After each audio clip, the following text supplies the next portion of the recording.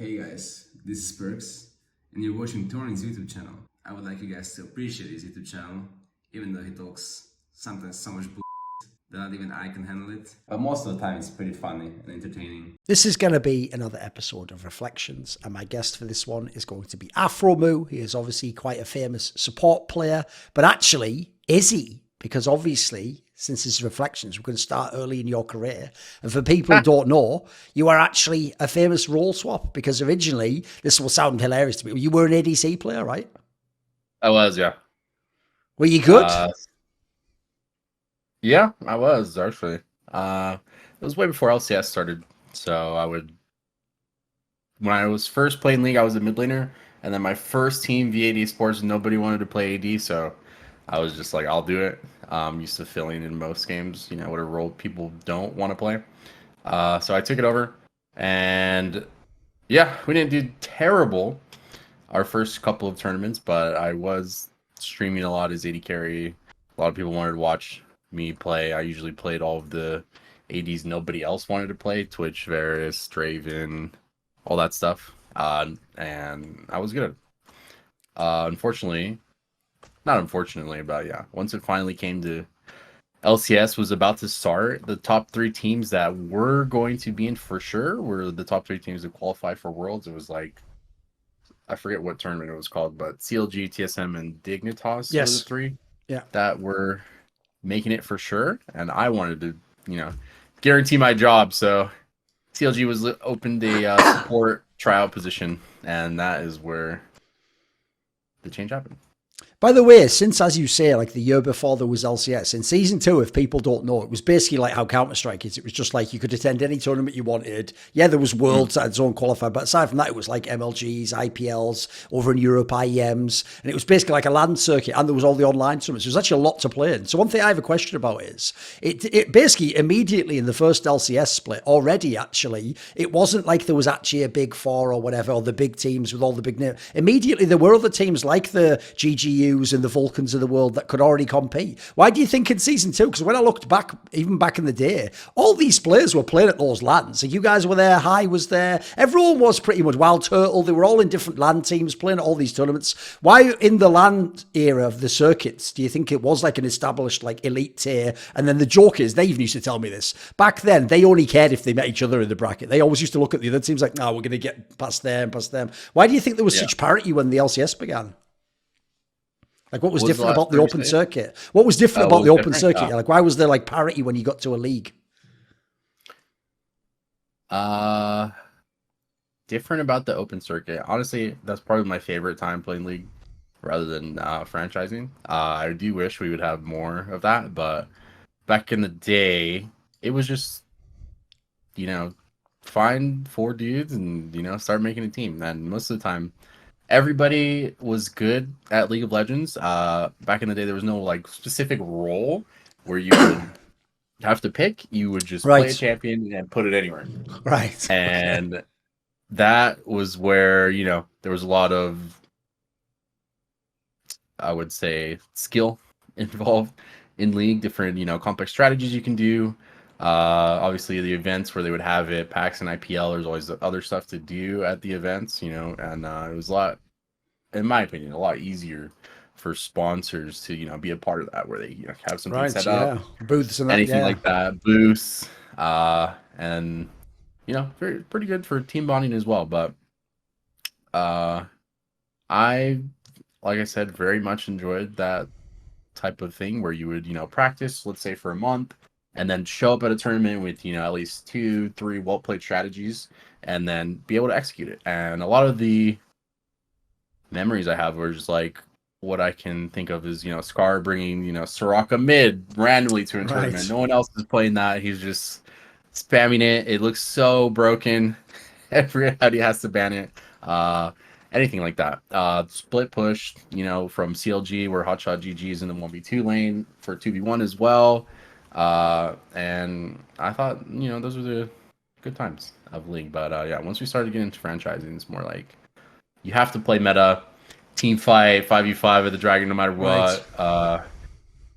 Most people think like, that is, some people, I guess, that's entertaining, watching people just do the same thing 5v5 at the dragon.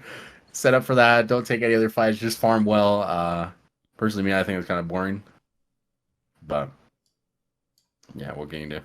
Being as in this era, you did get to play against all the top teams. And if people don't know, the ladder was way smaller back then. Like, everyone knew everyone. I mean, the joke is loads of the NA pros even knew the people who later became the Korean pros because they used to play on the ladder as well. Who was the best player in that era of League of Legends that you ever played against? Who was the guy that you were just like, this guy's fucking unreal? Who? Let me think about this. Yeah, that era. Honestly, he didn't really play. I guess he played support, but I was AD back then. But it was probably Chaucer. Okay. And I do think he shouldn't have been on support at all. He was too good. He was so good because we had later on during LCS we had swapped him to mid because I think Link. No, he played jungle. He played jungle, if you remember, for a split when you joined. Had to do something. Yeah. It was jungle, and then later on he did mid for us. No, he did support replacing you. No, he had to do mid for a week. Oh, right, fair enough. For a week, okay, it could be that. Okay. Yeah. And the point is, he could play all the roles, right? The best mid in the league at the time was Reginald. There was nobody else at the time, and he was just shitting on this guy, like full lane prio. I was like, "What is going on? Like, we have so much, control of the map." And I was like, maybe this guy shouldn't be on support ever. What is going on? So I do think he was probably one of the best players I played against, and he can also articulate and then teach his teammates, perfectly. Like, he was that kind of guy, and I didn't really meet anybody else like that. Everyone else is like, sticks in their lane, plays their role, keeps to themselves, type of thing. But yeah. Even though there was that meme about him, the one where it's him holding that book, like, everything I say is correct. It's like, it's sort if you actually know him, it's sort of true, though. He actually is like a mega boffin about the game, isn't he? Yeah. Yeah, that was a lot of my support play. I definitely, credit to him. Whether for especially being on an engaged support. I think a lot of the time when he was jungling for us for that whole split, he was always, coaching me, you should be doing this, you should be doing that. Right. Where Tarek used to have the point and click stun, he's like, you only have one of those in a team fight and you have to make sure it counts. And I was like, oh my God, you're so right. Because I was just throwing that shit left. Right. So, yeah, awesome doing. Right, when you actually got to join the CLG team you're talking about, as you say, this is when actually, because he was in jungle, you got to play and support with Doublelift. But if people don't know, early Doublelift, I mean, there was also the other meme, which was also true, which is that everyone used to say that Chauster was just like mind controlling Doublelift, and he was just like the fucking puppet. And Doublelift didn't even admit it himself back then. He didn't know anything about the game. He hadn't necessarily played for that long. What was it like to play as a rookie at support with someone who themselves sort of like not really used to leading the game? What was the early rush hour bot lane like? Oh, it was awful. So yeah, when I first joined the team, honeymoon phase, but once we started playing LCS, it was very awkward for sure. I wasn't really the type of leader I am now when I play with AD carries, so I was more so, I guess, a follower in that regard when I was playing bot lane. We were just like not on the same page in terms of like champions, what we should practice. There was a lot of different stigmas on CLG where with certain champions, like for instance, when Thresh came out, I do think the leaders of the team at the time weren't for practicing champions that come out. They were like, this champion is so broken, but it's going to get nerfed, so don't practice it. That's such a bad call. It's like one of the all-time iconic engaged supports as well, of course. Dude, yes. That's what I was told when he came out. Right. So I was like, okay, I guess I have to listen. Okay. Where when I was on AD, I was anything that came out, Draven instant come out, boom, 100 games. So I was like, this is weird. So whatever. That's what we did. Our first split, we went to relegations, and I was like, bro, this is ridiculous. Bunny Fufu's fucking smurfing on us with Thresh. I'm like, oh no, guys. Anyway, so yeah, it was pretty bad. It took like at least 2 to 3 years, which is very long.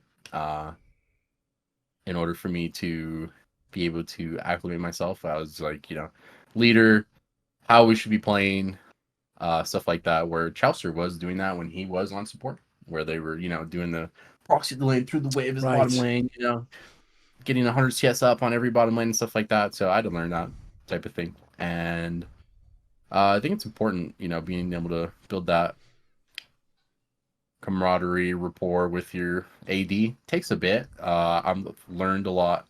I've learned how to do it a lot faster. So now when you see me with new AD carries, it's like, we'll probably get on the same page in like 3 weeks.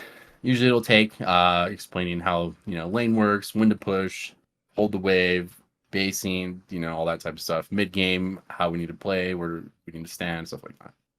Right, I heard, or shall I say a little bird told me back in the day, because I always had my spies Aphromoo in all the teams. I heard in this team, one of the other reasons why this team wasn't very good that first year is because people were doing ridiculous shit. Like, even though they're in a team house, it's supposed to be pro now, we're in LCS. People weren't just grinding the game, they were just playing like Diablo 3 or fucking Street Fighter or something. Is this true? Were people just doing stupid shit like that? Yeah. Me and Austin, I think we joined the same time, Link. And it was so funny. It's usually Chaucer, Doublelift, Hotshot. Those three are, fucking clowns of the team. Always arguing, always playing other games. So it was pretty funny to see. At the time, we weren't really as, professional as we could have been, of course, where, we're practicing the game, studying, reviewing, and all that. That's obviously why we were doing so poorly. I think that's what. And yeah, I mean, me and Austin would just look at each other when things were just so much out of hand. We're like, what the hell? We're both queued up for solo queue, looking at each other, and the other guys are, dude, whatever. So it was pretty funny, but sad at the same time. After this, if people don't know, because they decided, like, right, this is no good, we're in fucking relegations, where CLG was supposed to be one of the best teams, they obviously did, like, right, well, what used to be the best was when Chaucer was support, so bring him back. It was actually the era, if people know, when Monte joined, etc. Right? When you get replaced at support by Chaucer, like you just said, was one of the absolute best, and he was, like, the big brain of the team. I'm sure you probably thought, like, well, that's the end of CLG for me, then. Like, I'm never getting back in this team. What did you think you were going to do after that? Because I noticed you just chilled and just sort of waited, right? I after that split, I was actually just so fed up because after every loss, it was just always arguing. Right. And I'm playing the mediator, and then in between the split, they wanted to swap all the roles up again, and they wanted to put me top lane, and I was like, what? This is ridiculous. And that is the reason I said, all right, I am not gonna do this. You guys figure it out.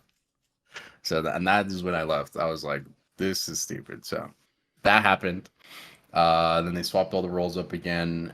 I forgot who they brought in again after me. Don't remember. But I think that's when they had Nian or something like that. Yeah, he was top lane. That's right. Yeah. So that's what happened after the first split. Then I was, chilling at home. I started streaming, playing AD again. I was like, wow, competitive is actually pretty fun. I really want to do it again. And once CLG finally ended their summer split that they had, they were going to pick up another support again. And I was like, bro, just put me in, man. And then right as I went in, we had a much better, I would say, streak of games until finally, we get to 2015, which was probably like a year and a half, 2 years after that. Right. One thing I don't know if you know, maybe you do know, we'll find out, is when they decided after, like, because actually Chaucer actually didn't have a great split at the time at support. And I remember because he had that infamous playoff one where he did like the Sona fucking flash like 360 and all wall, which is a terrible way to go out, I've got to say, right? When he did that, obviously then they were sort of mad and they were like, right, we've got to fucking replace this guy. But here's the thing I heard, because at the time, like you said, the first split wasn't awesome with you. People who are at home listening, you have to realize Aphromoo wasn't Aphromoo yet on support. So I heard at the time, you weren't even the first choice, mate. I heard like they wanted either Bloodwater from Vulcan, who Doublelift was a fan of, or obviously he was always asking for X Special, but he was never going to leave TSM at the time because he was just, TSM was the best team or whatever. I heard basically you weren't even the first choice. So do you know how you got the offer again? Did you have a sense of like you have to win them over or you have to prove something when you go back? I think we just duoed, in solo queue. And that was about it. Usually back in the day, you had to prove yourself, which is okay. You just duo with who you're going to be playing with the most. So Juggalo would play with mid, probably the most, and then AD and bottom lane. So yeah, I just do it with him. Showed that, you know, I improved, changed the support, could play, you know, more champions, and that was it.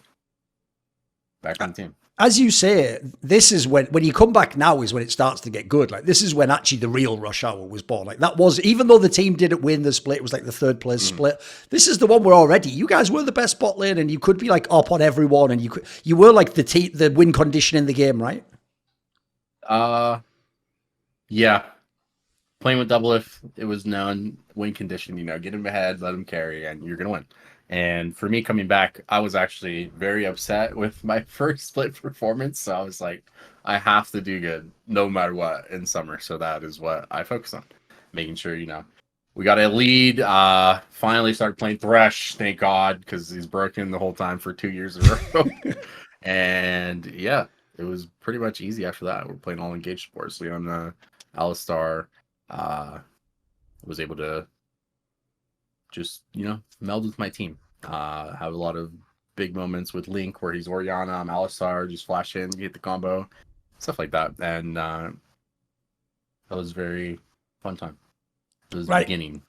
One thing I can do here is I can tie together some of the history with the questions. So obviously in the next split, again, this was a really competitive split to be fair, but this was the one where everyone was in the mix at the top of the league for most of the split. It was like, who's going to come first? That was even when there was the Chinese team, if people remember LMQ, because there was still Cloud9, TSM got like Loco Doco and swapped in, I can't even remember who. Oh, they got Lust Boy, obviously. You had all these top teams at the time. It was really competitive. But at one point in time, CLG was also one of the teams leading the way. And then the infamous moment happened, which I have to ask about. So this is when I'll now introduce that Monte was coaching the team remotely from Korea. So he had the bright idea that, like, look, we're already got our playoff place pretty much locked anyway. So why don't we just say, fuck the last week? You guys come to Korea. During the LCS split, we're talking about here, guys, on the last week. You come to Korea. We'll do like a boot camp, which sounded like a great idea. You know, you play against Samsung Blue and all these amazing teams. And then also, you know, you watch like the OGN finals. We'll go back home.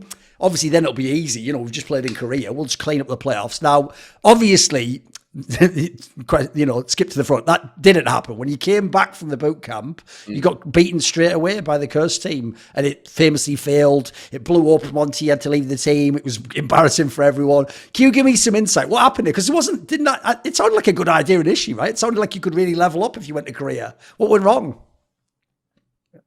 I will say I thought it was stupid. Okay. The worst idea. I was like, are we serious, guys? Because I'm about to guess, you know, we can play against the Korea teams, you know. But so we went, and Monte was actually coaching. He had come in to LA, I think, for a bit before we went over. And when he did come over, that was when we were doing very well, almost at the top of the standings, like you were saying. He taught me a lot about macro. Okay. Where I wasn't really learning that with anybody else, but he had taught me about, you know, just being disciplined, patient, making a plan, that sort of thing with everybody. And I was like, okay. And that was when I started, you know, the journey of becoming a leader, making plans, making sure everybody's on the same page, same timing. And then we had our little Korea extravaganza. So when we got there, yeah, we did get scrims because everybody wanted to play Doublelift and I in bottom lane. And we were just, you know, we were shitting on every single bottom lane. The only bottom lane that was impossible was Imp and Mata. That was probably the best bottom lane I've ever played in my life. Like, we lost the game in 10 minutes every single game. But what people don't know is when they had sister teams, it was like Samsung Blue, Samsung White, you had to play their lesser team first to prove yourself to play the main team. It's like the bodyguard letting you into the back room or whatever. You're like, hey, you got the password, you know? Yeah, exactly. So we would do well against, you know, the lesser team all the time. But when we finally got to the main teams, that's where, you know, we would just get run over. Macro, laning, everything. And once that started happening, I think it was just the downfall of CLG at the time, because everybody was just upset with everybody. I think we had, when we did that, did we have Dexter on the team at the time? I think so. Yes. It was Dexter, Link, Doublelift, me. I think we had Seraph. Seraph guy, yep. We had Seraph. So, yeah, that was the downfall. Because our top side had the most problems. Because obviously, Doublelift and I, you know, we got it together performing as well as we can. And for our top side, they didn't really know how to talk to each other. So that was a whole thing. And it happens with top sides where you don't really agree with their play style or their calls. So it's not going to work out, or it's just, they don't know how to talk to each other. And Monte, who was, coaching very well, I think, didn't really want to put up with that anymore, because it was during the whole boot camp that was going on. Right. So that was the downfall. And finally, once we came back to play against Curse, we just got ran over. We had Quas playing Italy top when he just took it away from Seraph. That's Seraph's one-trick champ. There after that, it was GG, man. So, yeah, a lot of drama. I think it was more outside of the game than inside of the game. But, yeah, once we took that Korea trip with Steam, as soon as I was there, I was like, oh, God. Another thing, this is a story that Monte only told me years after the fact, even though I knew him. And I always said, bro, why didn't you just come out with this at the time when there was all drama and everyone was saying he was a shit coach? Right? He told me that when you were in Korea, he had all these comps that you were all practicing and you all understood what you were doing. But then you guys went to watch that OGN final and you guys, amongst yourselves, were like, these Samsung Blue comps are fucking amazing. Let's just do that when we get home. And then he came back and then he said, because remember, he's watching remotely. He said he was watching the games even sort of like, what the fuck are they locking in? What is that? What is that like? And then he just did all the shit that he never even practiced and he lost the game. Is this true? I barely remember it, but that is probably what happened and why I really am against doing that. But yeah, it happens a lot. You'll go and watch teams that are good at a certain thing. Sure. And I think this is a disease for most NA teams. Anytime they're an international, whatever, enemy team picks some crazy ass comp, like, oh my God, they are shitting on us. We need to do that. And you aren't practiced on that whatsoever, like as much as they are. They got like 100 games in that. And this is your like fifth one. So then you underperform and it doesn't work out. You just get ran over and you're like, what happened? But yeah, that's probably what happened to us. Now, you said earlier, like just there, that might interest people that you said that Monte did teach you some macro stuff and about how to be a leader and stuff. Because if you remember, the infamous thing that also doomed Monte was when Link published the 17-page fucking manifesto or whatever. In it, because if people don't know, he was one of the people that had like steam with Monte, like basically like they were fucking, he was, to Link, it was sort of like, that was like a stand-in dad, like telling me get up and stuff. And it was like, fuck you, you're not a real dad. It's almost on that level, right? And so Link famously in that document, like, basically downplayed it and was like, oh, all he did is like tell us how to play like a sivir comp. It's like, just press R, bro. And he made it sound like Monte was just a total fraud. And obviously then Reggie came out with that bullshit where he was like, he's not even a real coach. Everyone knows it. Like, but according to you, he actually did teach you guys stuff. He was trying to do a good job.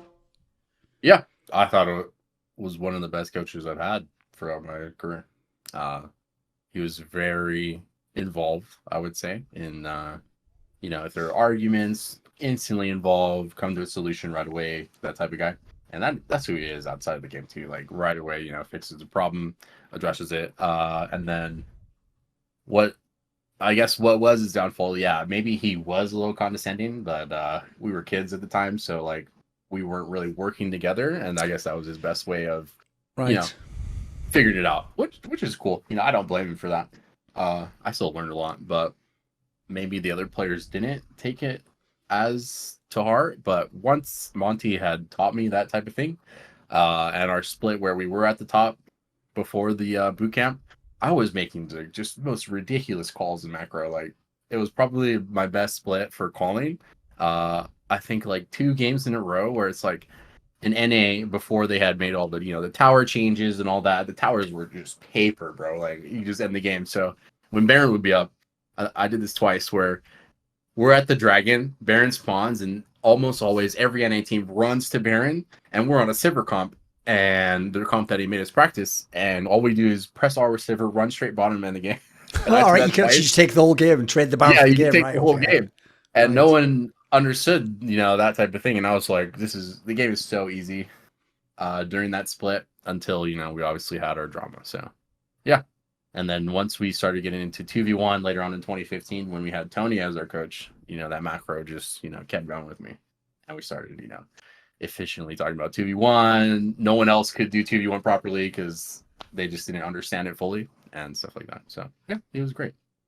Right. One of the changes that happened in the next split, there was two rostered moves. Obviously, like Link went out and Pobelter came in. That was like a key one. And then the other one, though, that people forget was Xmithie came in as the jungle. But everyone forgets this. Like now they know he's a legendary player, but they forget Xmithie before that used to be like a fucking mechanics beast, Lee Sin player. And then cause that Vulcan / XDGG team like shit the bed and got relegated. For a while he was in the wilderness and actually no one wanted to pick him up. But I know he used to play with you even back in season 2. What was it like when he came back in? Like was the idea like we don't even know how good he is, we're taking a gamble on him? Had you already seen that he had the skills still? I had actually played with him before LCS on Mono Maniac. Yeah. And he was our jungler at the time. Very good player. And when we were trying out junglers after that split, I forgot if he came to us or whoever recommended him, but he did apply to try out. And obviously, I vouched for him. I played with him before. And then when he played for us, he was always super smart about cooldown usage, positioning, and stuff like that. And what had sold him for Doublelift, he was, since we were always getting the lead and pushing the enemy team under tower, he came to die for us. Right. And on Jarvan, he was specifically on Jarvan. And Double have never seen this before in his life, where almost every time if we had a Jarvan, he would just EQ into the tower. But then Xmithie did the combo backwards, where he would Q and then E, so he would just take the tower aggro out at the edge and then walk out. And Doublelift was just flabbergasted. I was like, oh my god, we have to pick this guy up. That's how he joined the team. But I think Xmithie always been a smart player, by the way. I also think Xmithie is a player, one of a kind player. You don't really meet these kind of guys in most games, but they are there, where he doesn't have to practice the game as much as anyone else. He only has to couple games, insane. And every split he would do that, where the meta would just fully change. He doesn't really practice too much, and then he watches one VOD of any region. The next day in scrims, just a fucking monster. Like instant like makeover. Like I don't know what is going on, but he's that type of player. Always has it, no matter what. Because I actually had a question along those lines. I'll ask it now, which is one of the reasons famously why in TSM, when he was available, they actually chose the Mike Young guy over Xmithie, who had already won like championships with you guys, is for exactly this reason. I heard that they'd already heard the rep, which is like, he's basically like a rock and roller. Like he doesn't have to fucking practice the game. And sometimes he even is out on Friday night. He's drinking, and then he comes in the next day. It's like, let me get the first game in, and then you just play LCS. But the thing is, though, I can get why they see that. They're thinking it's not professional. We're going to be the best. But as you say, like he was money though. Like if you put him in the playoffs, people saw it in Team Liquid as well. He was just money, right? Yeah, always. I would always choose Xmithie if I was making team, always, no matter what. So it's rare to have a player like that, but he is one of those players that can do that, and I'm totally fine with it. Like even when he was on our team doing that type of thing, we're cool. Like he's always performing. So what is there to say? Like it's working. Do you? And yeah, he was one of the best smiter ever from NA. Like always lands it. Always 50-50. Like 80+% you're gonna get that objective. And he's very good at playing the dog role, where it's like he'll pick blind his champion, still perform no matter what, even if he gets countered. And he was always a rock for us when it came to the enemy team having the best player be their jungler. Right. Always shut them down no matter what. Like if they're a carry jungler, they do nothing the entire game. Always tracking them, counter ganking, just and we're very lucky to have that on our team. Unfortunately for other teams, they don't see it the same way we did on CLG, which is unfortunate. But like I guarantee you, like if Xmithie would be in the LCS right now, he would probably be top 2 jungler still. What about when Pobelter joined? Because he's someone where I feel like in his career he's almost underrated at this point in time. I don't think people realize how many times he was in the finals, how many different teams, he won championships. Like who was this guy? Belter, very good mechanical player. I would say he was way more lane focused when we had met him. And he's still very good at lane. A lot of champions he can play. I do think when it came to team play, he wasn't really well versed at moving around the map until he would joined our team. And for Doublelift and I, we always had to explain to him with Xmithie is like, moving around the map that Samsung White was doing, and that's what we were trying to learn. And he started doing really well. Where you get mid prio, start moving with Jake, and he is very, very good at that in terms of, playing push champions. So on Team Liquid, always playing Rise, and they execute that comp with that. And in terms of team fighting, very good at positioning, super reliable in team fights no matter what. And yeah, it was just pretty much easy to play with him. I do think he still has his same champion pool that he plays in terms of that, but usually when his starter style is control mage, that's his style. His style is control mage, but he has one-off champions where he played Yasuo for us in our win versus TSM. Yeah, just ran over the matchups and stuff like that. Very good teammate, super kind, always compliments and stuff like that. But I don't really know why most teams aren't picking him up right now. He's still practicing, top of the ladder and stuff like that. I just think, they don't really want veteran mid laners as of right now. That's probably the reason most people want to import mid laners and just soul laners in general. I think that everybody wants to import and stuff like that. So it's kind of tough for most NA mids. You were there, obviously, during the days when Cloud9 or TSM just won every single split. And TSM was the main, they weren't just the classic CLG rival, but they were the ones that were always in your win the playoffs. It was always them that you getting drawn against. To actually win, if people don't know, that was one of the first times the LCS finals was at somewhere epic like fucking Madison Square Garden. Before that, it'd be like PAX or something, which was cool at the time, but Madison Square Garden, that is like where all the sports take place. It must have been amazing to play this final and to win and to 3-0 in this fashion and win the first title, right? Yeah, it was awesome. I do think our team, there was no way we were going to lose. Our scrims, we were undefeated for 2 weeks in a row going into the tournament. So just super confident no matter what. And yeah, once we knew it was going to be a 3-0. Like you just know, like as a competitor, when your practice is how, you perform on stage, like it's very similar. There's no different, like, nobody can stop you. And yeah, once we were on that stage, got to tour around for the previous day. It was, Madison Square Garden, massive. It was crazy, especially standing up on the stage. And for me, watching NBA games back in the day when I was growing up, always seeing Madison Square Garden, as this like legendary environment where, Kobe dropping 40 out here on, these teams. And it was awesome being able to win like that.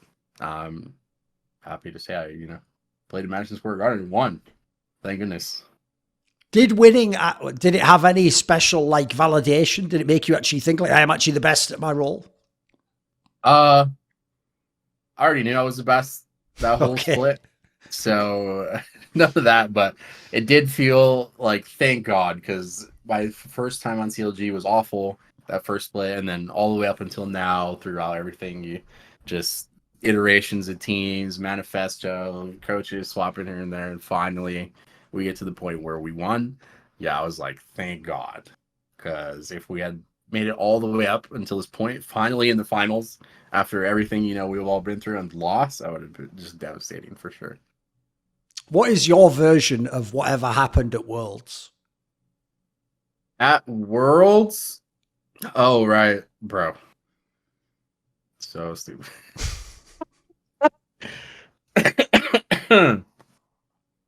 So yeah, the whole we were practicing for Worlds. We were doing very well, and then all of a sudden, Xmithie has no visa for some reason, and we got to swap in. Huhi was playing mid to be our jungler, and that was just awful. Awful for the team, morale and stuff like that. I don't blame Huhi at all.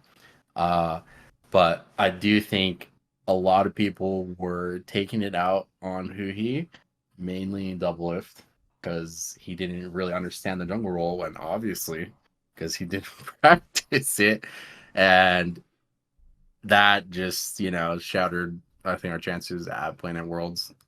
Just organization failure at that point. And once we had gotten to Worlds, we also had coach drama. I think we had Coach Chris at the time with Zix, and then Weldon came in during LA but had to do remote after that. So yeah, we just had coach drama. as well. I don't know what was going on. I didn't really ask, but I could tell it was taking a toll on Tony, our coach. But yeah, those couple of things just ruined it. So I don't really blame the players, but obviously we were young and taking it out on Jay, which is what a lot of the team was doing, was not good helping either. So yeah, Jay is Huhi, if people don't know. Yes. Yeah. Like, what about this then? So obviously this is when the infamous split happens. Now the story goes, like, this is how you know, like, it's like a fucking movie or something, mate. Because the story goes that you even did like the line, like, it's him or me. Make your choice or make the final choice. Is it true? Did you put an ultimatum to them? It was you or Doublelift? So I was actually going to join Cloud9. Ooh, okay. Spicy. Jack had asked me, and I was debating. Obviously, I had brought it to CLG, and it was between playing with Sneaky or Doublelift. I was like, yeah, I want to play with Sneaky. That's what I would rather do. And so that's where the ultimate came from. And my reasoning was obviously the whole world's fiasco where, we were mistreating Jay, who had nothing to do with it. It was just organizational failure, which, is understandable. I don't blame Doublelift for that. We were all young, and obviously everybody takes it out differently, which is totally fine. But yeah, that is what happened, and TLG chose me over Doublelift. That was it. Could he be hard to deal with? Like, I've heard stories where, here's the thing, I always said this, like, when you read the Link manifesto, he maybe blows it up too much. Like, my joke back then was he makes Doublelift sound like a fucking Godzilla or something, like this giant just coming in the room. Oh no, like, he was just like another kid like everyone else, but he did have a big personality. He was definitely very stubborn, right? Yeah, stubborn guy, but to his credit, I mean, he could be like that because he was the best at his role. Okay. Always was carrying the team. So if anybody else was underperforming, most of the time, if you're inting in lane, he'll point it out. But mainly, let's say team fighting, like, he was all over you. Like, if you fucked up engaging, frontlining, if you're not doing backline properly with him, he was all over that. And most people can't handle that type of criticism. Obviously, he would do it towards me for lane until, we finally got on the same page, and then we didn't really say anything. We just performed at that point. So a lot of people couldn't really handle that when they were either joining the team or on the team, and it was just too much for them. The only thing was maybe he had bad tone, I would say. Like, right, just super type of toxic with his word choice, tone, and stuff like that. But people got to learn that, and he finally learned that eventually, and how to talk to his teams, which is good. That's why on TSM, they had good win streak. Then he goes to TL, awesome win streak too. So, happy for him, proud of him, able to turn it around like that. You guys were an amazing bottom lane though, right? Yeah, of course. I mean, nobody was close. It was probably the freest bottom lane in the league that there has ever been, for me in particular. Like, everybody who comes against us has to ban, these champs against us no matter what. They have to focus bottom lane or their bottom lane goes down 40 CS. I think it's just, we were probably the two smartest bottom laners at the time, where Peter always focused on wave manipulation from his time with Chaucer and how to, pressure the enemy so that they can't walk up to get CS, put the wave in a certain spot. And every other character was not doing that at all. Everybody just auto push the wave, and then all of a sudden it gets stuck. And now it's Aphromoo's time. I can just hook these guys for free when they're walking up for XP. Like, it was so easy. So, and nowadays everybody talks about that wave manipulation. Make sure you bounce it on the third wave and stuff like that. But Doublelift, he was doing that way before everybody else. When when the lineup came along where he was removed and in came Stixxay, who was Stixxay at the time? Like, now people know him, he's a known quantity. This was a guy who was a rookie at the time. So, like, how was he the replacement, and how did you shape him up?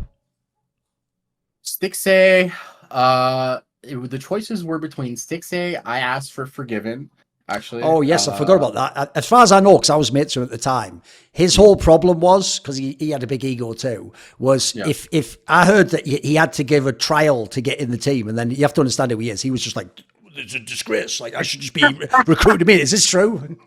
Yeah. I said something ridiculous. Because I even told him, dude, you should have joined. Yeah.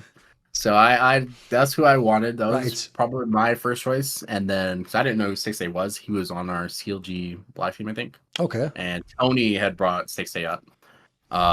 So it was between those two. And then we also tried out Wild Turtle. Oh, when he came okay. in. So he came over to the house, tried out for 2 days, and then left randomly. And I don't know where he went. Immortals? Yeah. So then we went with Stixxay. Didn't really get to try out Forgiven. I don't know what happened there, but Tony really wanted Stixxay, and he was a little toxic kid. He didn't want to do it at all. Oh, okay. Did not want to play. He didn't want to stay on his team. And so I don't know who convinced him to come play and try out, but he finally came, and he had the mechanics. And I was like, I can work with this. I got everything else handled. Macro, laning, manipulation, stuff like that. Just put him in the right spot, and he'll perform. And that's what we did.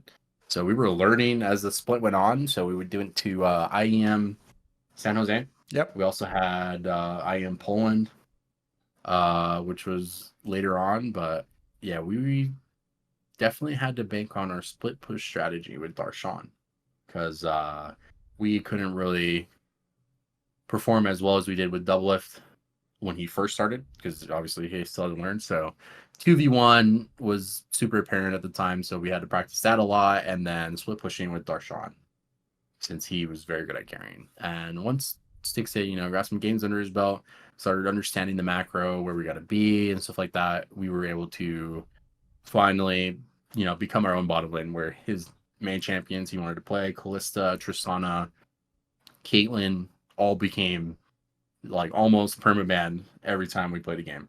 And he's actually the same personality as me, where just super mellow, Right. disciplined, doesn't really talk a lot, just performs during the game. And then I had to be the one where I was calling all the time, whereas when I was with Doublelift, it was more of a 50-50, where we don't really have to say anything for our lane. We would just give small communication to the rest of the team, and then it'll work out. And that was probably the biggest differences. I mean, you mentioned Darshan. Obviously, because he played for so long, and I think he was even playing at academy not that long ago. He became because he's played forever. He became actually sort of a meme, and people thought he wasn't good by the end. This guy, once upon a time, was a very good top laner, right? Yeah, I'll compare him to Licorice now on GGS. So when Licorice went to GGS, he wasn't performing that well as he did on C9, and that main reason is his style wasn't being enhanced with this team. And now when he had the MSI run, and they're playing now where he's playing a more split push carry type of style instead of just playing the tank rock type thing, that is Licorice's style. That is also Darshan's style. And for us on CLG, since we were we just won, we were all like the smartest players in the league at the time. We're very good at understanding a player's style and then being able to extract it and put it onto the Rift. So for Darshan, all he wanted to do was play carry champions. And so, just started playing that style, made it into a plan, understand the weaknesses and strengths, and put him in those positions. Make sure, Xmithie ganks him one time, give him a lead, just tell him you have to keep this lead the rest of the game, because obviously bot side of the map is more important to control. So we will give you early game, keep your lead, and then once we get to mid and late game, we will utilize you, where we'll put you in a 1v1, and you have to win it. And he's super confident in winning all the time, so that's why we put him there. And then it's the whole Baron dance, where Darshan is just railing your top player out in the off lane while we pressure you at Baron, and we were just very good at that. And that was where he shined. He would always perform. And that was where we beat the almost Immortals would have went undefeated. I think they were like 17-1 that split, and we were the only team to beat them because we played split push, and they had no answer versus Huhi. Right. People might know, obviously, because the big move in the offseason was not only like Doublelift leaves, but he goes to TSM, which is like some wrestling move of like, what the hell, like storyline, like, and then also you guys meet in the final. This is like some anime shit. So everyone wanted it to be, because they'd heard of the ultimatum, like it must be like, battle to the death, like who's going to win, sorry to leave you, brother, or all that shit. Was it actually like that for you? Did you really want to win, particularly to beat Doublelift? Did you care? Oh yeah, I definitely very much wanted to win. You don't really break up a duo like that without wanting to win or, do better. It's like Shaq and Kobe splitting up, they hate each other, and then, they start, going their separate ways with different teams, winning and all like that. And yeah, once we got to that finals, we definitely wanted to win no matter what. He had Yellow Star as his support. No offense to Yellow Star, but I'm sorry. He had to play with that guy for finals because he was definitely not on the same page with Doublelift. So kind of unfortunate, but they did what they could.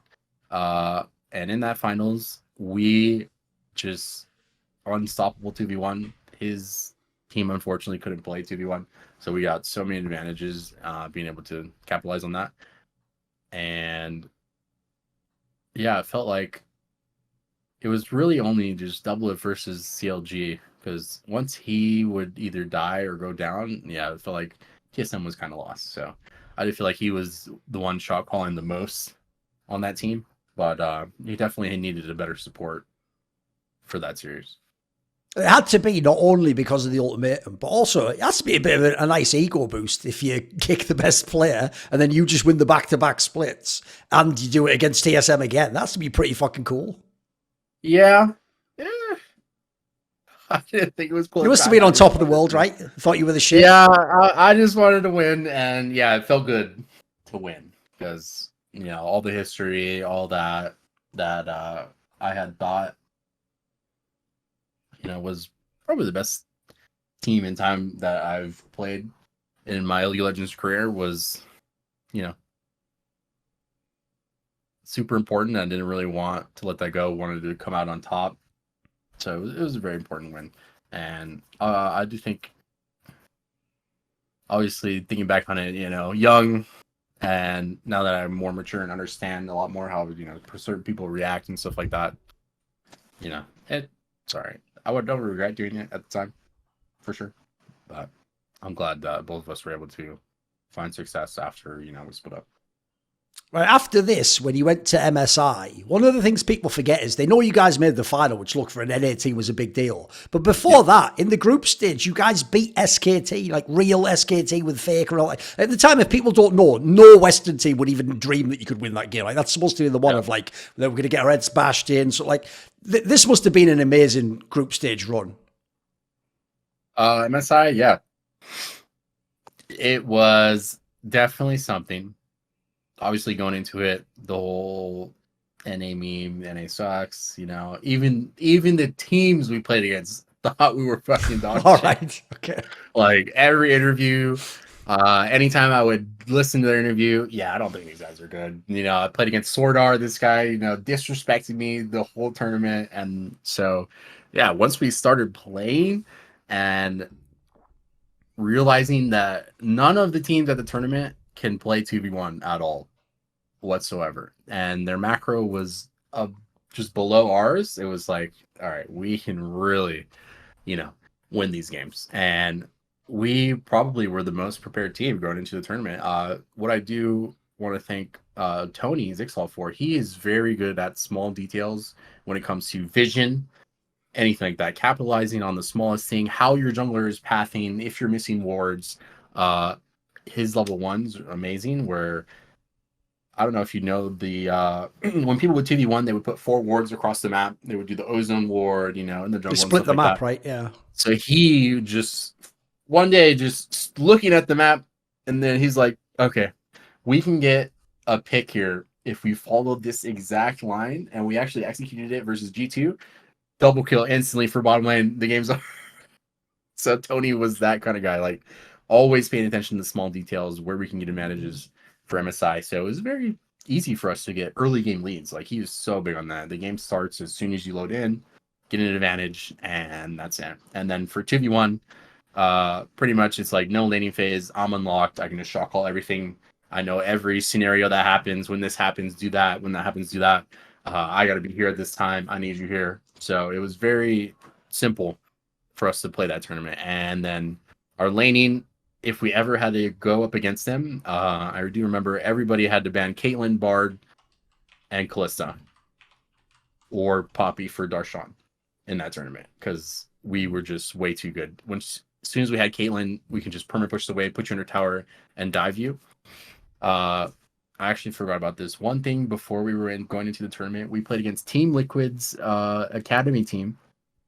Was it the academy? Yeah, academy team. They had Golden Glue. They had Dardoch, who was subbing for them because their jungler couldn't make it.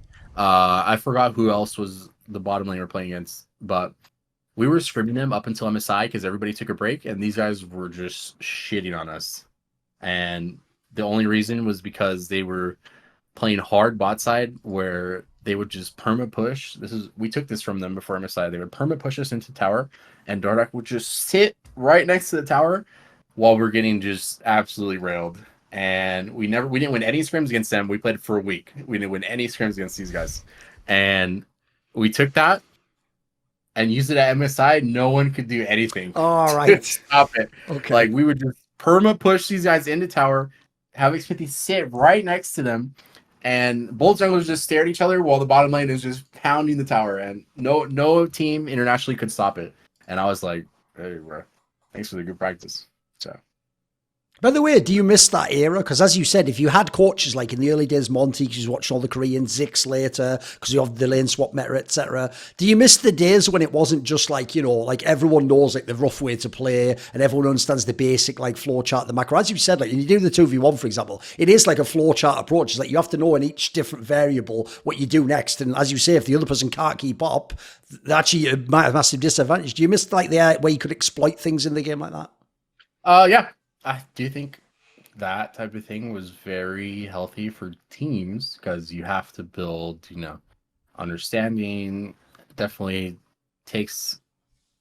helps players learn how to talk to your teammates because you have to have the best communication, understanding what to do, when to do with your teammates. But yeah, I prefer that type of style where you can really just have a strategy and do it.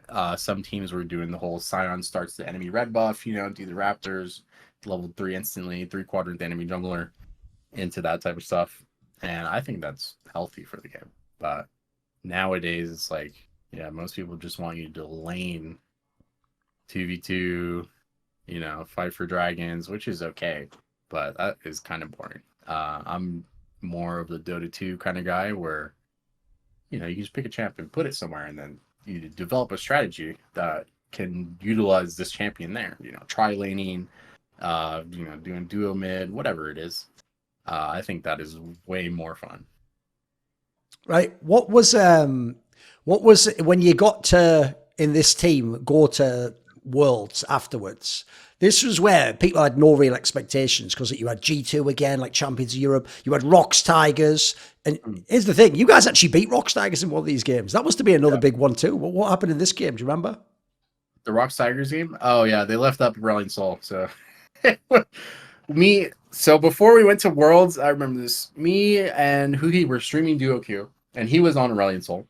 And he asked me in the game, Zach, I can push wave level 1 and just run bottom.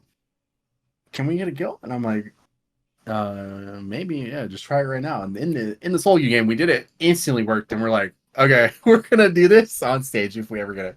So Rock Tigers leave it open. They picked Ezreal Karma. They're supposed to win bottom lane against us, so they were pushing us in real hard, never warded. Jace like, first wave push, here I come. I'm on Alistar with the Q flash. Trevor's on Caitlyn, Stixxay, and he takes trap. And that was when you could Alistar Q into Caitlyn trap perfectly. Right. And this guy insta died. And the game was pretty much over after that because Jay got the kill, full prio the rest of the game, and he actually popped off. I think like double-digit kills. Crazy. So, yeah, and then nobody left really slow up again after that. That was obviously the iconic champion at the time of Huhi. I wanted to ask about that because here's the weird thing. Before that, you had Link, who was actually quite a talented player. You had Pobelter, who again was like a young prodigy type player. When you had Huhi, what was so weird to me was because he did play that champion all the time. It almost looked like, even though normally mid lane is like one of the hard carry roles too, it almost looked like in the team fights he was like the distraction or something. He had like a very weird way of playing. How did you use this guy? I think his control mages were probably the worst thing he could play at the time, and that was when the whole MSI and Worlds Azir was just giga broken. So he picked it anyways to take it away from the team, and he didn't have as much games on it as everybody else. So he would just play it to let them have it because it's absolutely broken. But his type of champions are definitely he was an assassin type player on Big File Miracle, I think, before he came over. So he was always on Zed, Fizz, stuff like that. And he always wanted to play those, quirky type of champions for mid lane because he always knew how to figure a way to win. So when Aurelion Sol came out, spammed it. And we were like, oh, okay, show us what he can do. And it's just absolutely broken. Like, he's the only one that can play it. Nobody else wants to play it. Yep. Never can't play it as good as him. So it's like, okay, that's a permaban for us. Great. And then, yeah, his style, just like, I knew when he was in Korea with us, that whole shebang where, everything blew up. Like, he was the kind of player that can win you tournament games, international games, because he's always practicing, everything mid lane to see if it works or not. Always has an answer. And his style was just the one where people didn't value at the time, where it's being able to roam and affect the map. And no one valued that. Everybody was just talking about, no way, you got to get a lane advantage, carry the game, blah, blah, blah. And now you see the world's mid laners, all they do is push the wave and affect the map, guys. Doin B, Lox and Nautilus, bro, just owning. Everybody's like, oh my god, Doin B is fucking crazy. And Jay was already doing that. And I knew that at the time. Like, okay, this is a different way to play. No one can match this guy. They're always just staying in lane. So he's playing against Jensen. Jensen just stands in lane and farms. Playing against Beerson. Beerson stands in lane and farms while his team is just dying everywhere. And, so he was definitely underrated at the time. The only thing I do regret with Huhi is when we were playing SKT in the finals, the second game he wanted to play Fizz against Sivir. And we had practice against XKT after beating them in group stages. Coma came to us and was like, we need to scrim you guys. So we were scrimming them, and he was playing Fizz against Faker's Azure for most of this, and just solo killing this guy over and over and over. And we didn't pick it in the finals, but that's the only thing I regret, which probably would have changed the series. Right. As you say, this basically was your team at this point in time. You got to be the shot caller, the style, open it up so that you could move around the map. How would you describe how Aphromoo played at the time? Or what could you do as a support shot caller at the time? Yeah, I'm really thankful I was able to play on a team like that because everybody was great at just keeping level-headed, playing with Stixxay, always able to farm so I can move. That never really died. Understood the timings.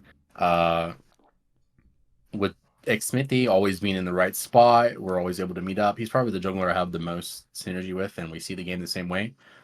Even when we're playing Flex, I think we played like a couple of days ago, he was jungle, I was support. We still are on the same exact timing no matter what. Like grouping up, making a play, we don't have to say anything. So I'm just glad I was able to play with these guys who are just selfless, play for the team, understanding my style as well, and I was able to just go anywhere on the map that I wanted. I see an opening, I'm able to go mid lane, kill this guy, whatever. Go with Jake, into the enemy jungle, kill somebody right away. And it was just, it was a pleasure to play with those guys. I mean, they made it so easy for me to do whatever I wanted and play whatever I wanted. So it was like if I wanted to play Bard, and Bard was permanent at MSI, like I could just lock it in. And we knew the game was GG right away because just playing Bard style, I need to get at level 3 and then just start moving around the map, create advantages, stuff like that. I play Soraka for the team. All that would happen is we would pick a type of style where we would have protectors of Sorakas, like protecting the president, and everybody would protect me while I'm just juicing the team. Right. So we would play a Nivea for that mid lane. Kindred all the time, where if they all jump on me, Kindred ultis me. As soon as Kindred ulti props, I just ult everybody's full HP. So, yeah, we had a lot of good comps that we played. And that was another reason why I brought up where NA teams at International, they don't play their style. They just scrim against these teams, find what they're good at. They're like, oh my god, this is broken, and then play it. Whereas us, we went into the tournament with our champions, and nobody could do anything. So, if I ever coach, I'm going to be an advocate for that and prevent my team from thinking that way, no matter what. Like, okay, you're good at this, just play that. And if they beat you on it, figure out a different way to beat them. Because So you don't like the sort of global better thinking where everyone just copies like whatever Korea does, basically. no. I like coming up with our own style. I know LS is a big fan of doing that too, where he came in on C9 and they started picking just the most weird shit, like, oh, Ivor mid, like, oh, is that actually broken? And then all of a sudden, everybody's playing Ivor mid. It's just broken, that type of thing. So, yeah, League is still able to do that, but hopefully NA finally changes their mentality towards that and starts doing that, and then we'll probably see different results internationally. Right, the next year, there's a particular story I have to ask you about. So there was a point in time where CLG made a big swap. They traded Xmithie for Dardoch to Immortals. And then here's the thing, though. Everyone forgets this part. When he came in, the team was winning all the fucking games. The team was number one in the league. Everything was looking awesome. I was a big Dardoch fan at the time, so I was like, perfect. Oh, great. Championship coming now. And then all of a sudden, I thought it was memes at first. Like, it was like he's being benched. And I was like, what? And then eventually, obviously, he got kicked, and he even just played with like Omar the God guy instead for something inexplicable. What happened? Because the implication here, Aphromoo, has to be Dardoch was up to his old tricks. He must have just been a bad teammate or something. Is that the implication of what happened? Because if you're number one, you don't change the team, surely. We were doing very well at split. If we didn't change anything, we probably would have won. I'm gonna be honest, the split again. So, yeah, with the Xmithie, just organizational failure. He was, upset with the org.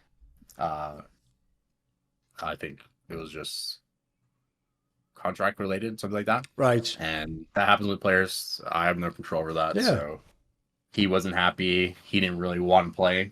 So he wanted to move on to another team, and that happens. So went on with that. We picked up Dardoch, who, was performing pretty well on TL. Always, carry type of jungler.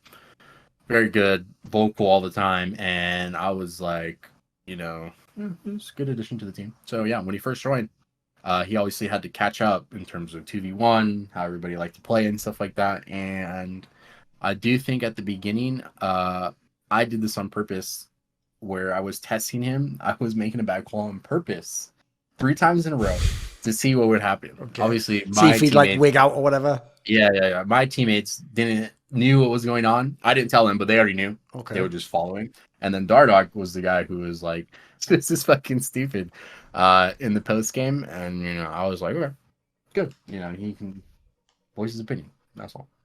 Especially when he's joining, new team and stuff like that. That's how I wanted it to be. And after that, going forward, once we were playing the split, I would just let him run the first 10 minutes of the game. And he's a carry jungler. He knows his opportunities, and he was always getting leads, especially. He had a really good eye for ganks, right? Yeah, very good. Him and Huhi just always killing mid over and over and over. So I was like, all right, sweet. And yeah, we were always winning until let me remember what happened actually. Yeah, I think it was the coach's decision because I think he didn't have good understanding of timing when to go into the river, and the enemy jungler jumped on him, Shen ulted him at the same time from Darshan's lane, and he died, and he got upset.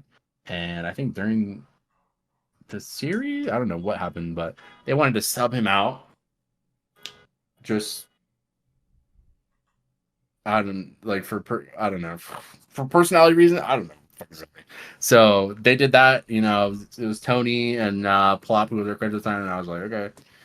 I think we're all like that. And I don't know what happened in the back when Omar God was in or something like that. Then they were really like, yeah, this is not going to work out or something like that. And